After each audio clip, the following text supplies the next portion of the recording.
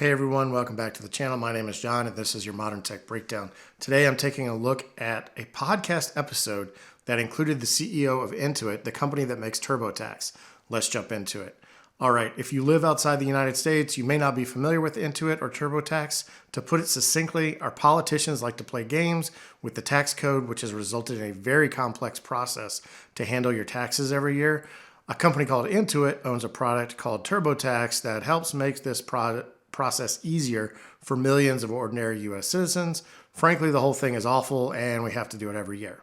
All right, so the CEO of Intuit, Sasan Goodarzi, went on the Decoder Podcast from The Verge, and there's some interesting parts in the exchange. In fact, after the interview, the chief communications officer of Intuit asked for Decoder to delete portions of the interview, and thankfully they didn't do that. So let's jump into some clips from the interview and let's look at some of the receipts. Here is the first one. Intuit is legendary for running TurboTax, also legendary for lobbying against free direct federal e-filing. How much of your budget is allocated to lobbyists? Fundamentally, that's a wrong premise, and it's not accurate. In our lobbying, we spend a couple of $1 million fighting for simplified taxes. We don't lobby against free. And by the way, free is available to all Americans now, which is, if you choose to do your taxes for free, if every American chooses to do their taxes for free, it's available today through private industry. We have heavily been focused on making taxes simpler. Okay, so the CEO claims that they have been lobbying to make taxes simpler and provide free filing. This is a lie. This is a pants-on-fire lie, and I want to prove it. Here is a long piece from ProPublica from 2019, linked down below. The internal term that Intuit uses for government action that would make filing tax returns easier and cheaper is called encroachment. And according to this article, Intuit's centerpiece strategy against encroachment is the Free File program. Intuit signed a deal with the government that would provide a free file option for tens of millions of Americans, and in return, the IRS would not create their own free filing system. However, Intuit has done everything it can to make sure as few people as possible get the free product. They've added code to the landing page for the free version to hide it from Google to make it harder to find. Intuit employed dark patterns in their product to make sure that people bought the premium version or add-on products like state return filings, audit defense, or loans.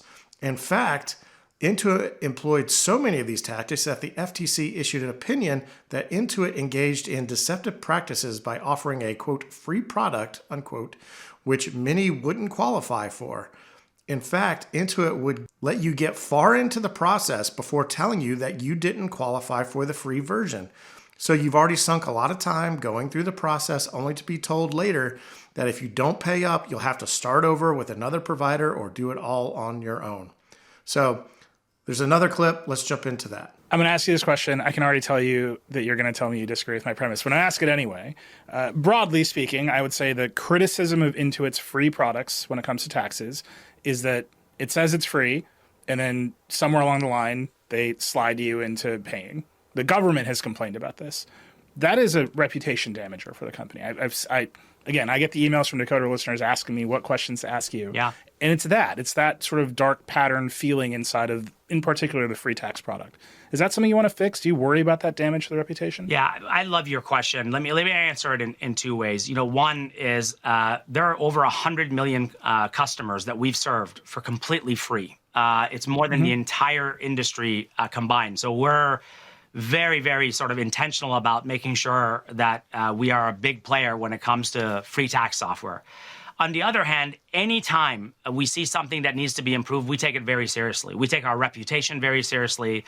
So I can tell you, in the last several years, we've been very, very intentional about going through our advertising all the way through the product, top to bottom, to really improve where we need to improve to ensure that customers really understand what they're eligible for. And what they're not eligible for. In fact, last year, one of our advertisements that we ran on TV, we said, hey, 37% of the population is eligible for free. And these are the qualifications, just so we could be very clear and transparent. And that's from what we've learned, where we can improve. So although... Let me stop this here. The CEO is saying that they went through their ads to let customers know what they're eligible for.